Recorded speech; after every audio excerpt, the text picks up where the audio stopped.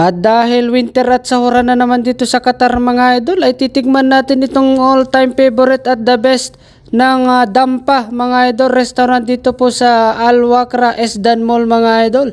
Grabe ba? Mga seafood yan, may mais pa yan at saka pusit mga idol at saka shrimp at saka crabs. Grabe, ang sarap ng sauce nila dito mga idol.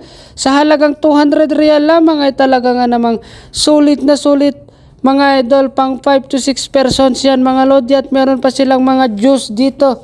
Grabe, napakaganda na mga restaurant nila dito mga idol. Nagkalat naman sila dito sa mga mall mga idol. Ito Esdan Mall mga idol, dito po sa Al Wakra yan mga lodi. Relax lang din tayo mga idol kapag may time.